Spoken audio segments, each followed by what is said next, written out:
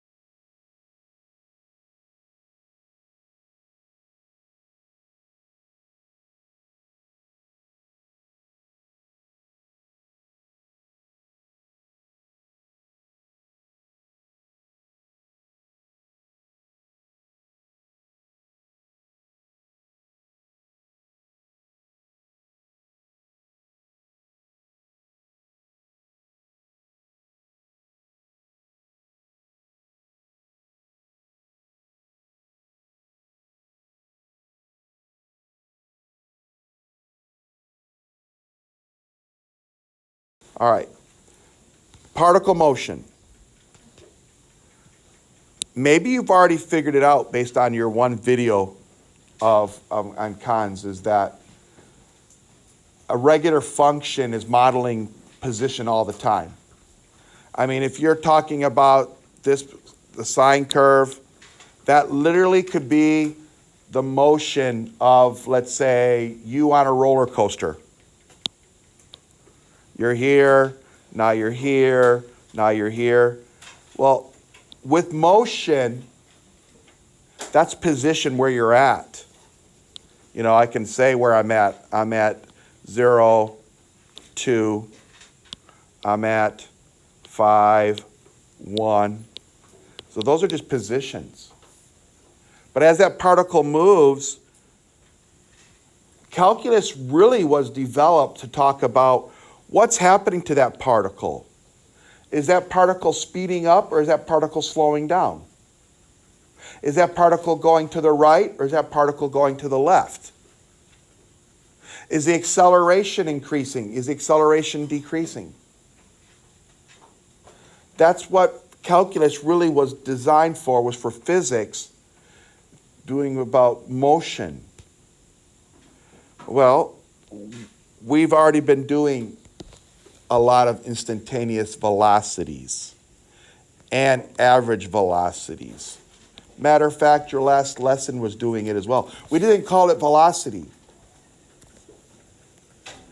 If you have particle motion, f of x, I'm sorry, okay, I'm just here to fix something up. Thank you. you were confusing me thinking, wait, am I off or? No, you're good. Okay. So as f of x moves, we can talk about its velocity when I do f prime. That's the change in position. Think about it. Change in position with respect to time y2 minus y1 over x2 minus x1, which is delta y over delta x, the change. That is the slope formula. So that's your derivative. This is your instantaneous velocity if I do the derivative. If I do it with a secant line, it's the average velocity. So let me divide this up and say average velocity. Let's first say that our function is p. P of x is our position. Let's just call it that. So my average velocity would be my p of b minus p of a all over b minus a. That's the slope of the secant line. Write that down. Slope of secant. That's when you got two positions. Yes. What is after P of B? Minus P of A. Oh, did I write it wrong? I wrote it wrong. It's P of A. Thank you. So, if you want the instantaneous velocity, I'll write that out as instantaneous velocity. That's going to be P prime of t. If P, why did I say t? I guess I could call that t up here, P of t. A lot of times motion is with t because we talk about how something moves after 2 seconds, 3 seconds, 2 hours. Your position as you go to San Antonio is miles per hour. So it makes sense that we're talking about time. So I'll call that P prime of t. A particle's position is given by, he's giving me an example. Here's P of t equals to E of t sine of t, where P of t is measured in centimeters and time is measured in seconds. So there's my equation for my position function. Let's find the average velocity on this interval. Do you agree with me that my symbol that I use for average velocity, I'll put V with a bar on top. To me, that stands for average velocity because in statistics, when I'm averaging a whole bunch of values like x's, we call that x bar. X bar stands for the mean.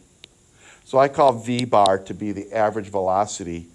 That's going to be P of 3 minus P of 1 over 3 minus 1. Going to need your help because those numbers, I'm going to write it in here. E to the 3 sine of t minus e to the 1 sine of 1. Oh, why did I put 3 t here? It was sine of t. It should be sine of 3. All over 2. That's a calculator problem because I don't know what sine of 3 is. Do you know what sine of 3 is? I know what it's close to. It's close to 1 because it's close to pi, sine of pi. I'm sorry, sine of pi is 0. I lied. It's close to 0. Okay, so can we somebody key that numerator in, please? I don't even know what e to the third is. I know it's less than 27, bigger than 8. That doesn't help me.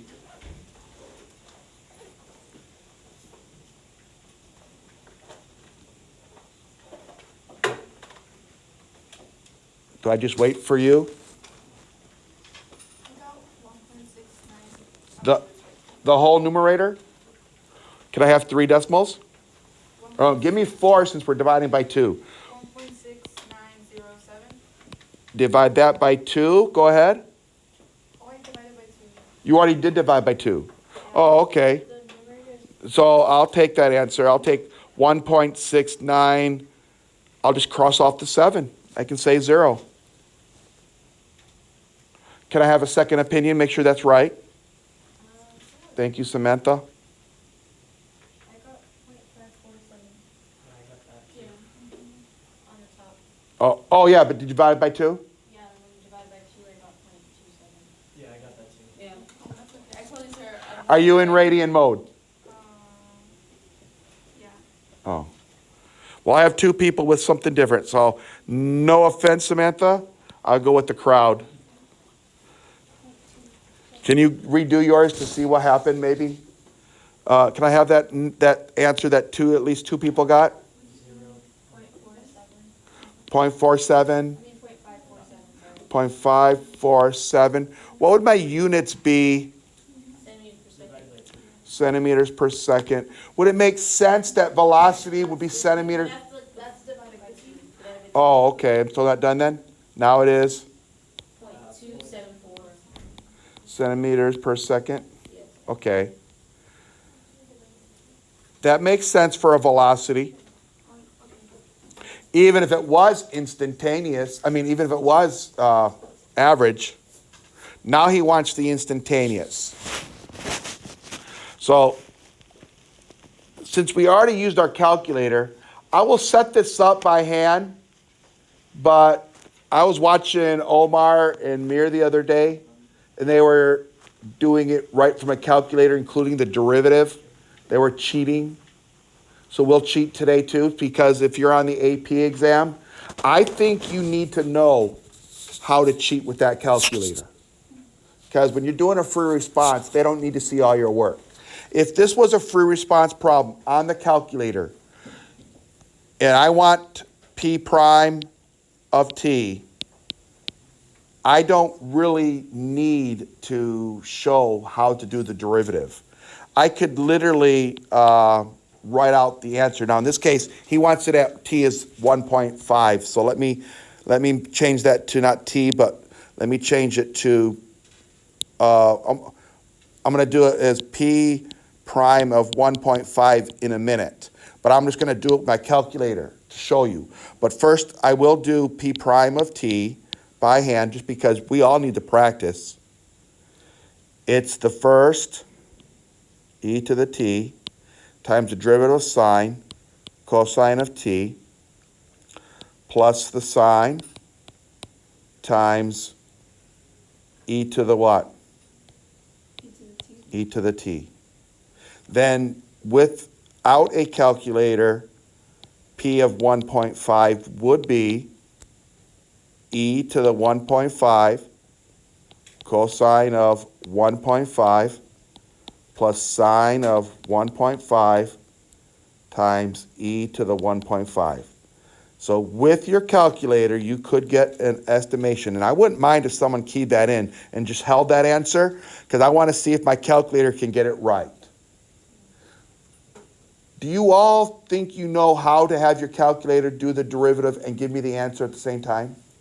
Do you think? You think you know how? Okay, I hope you all do. And so here's what I'm going to do. I'm going to do it for all of you, because I think some of you still don't. But I still want to see if that answer works good. But if it was on the calculator, nope, it was never recording.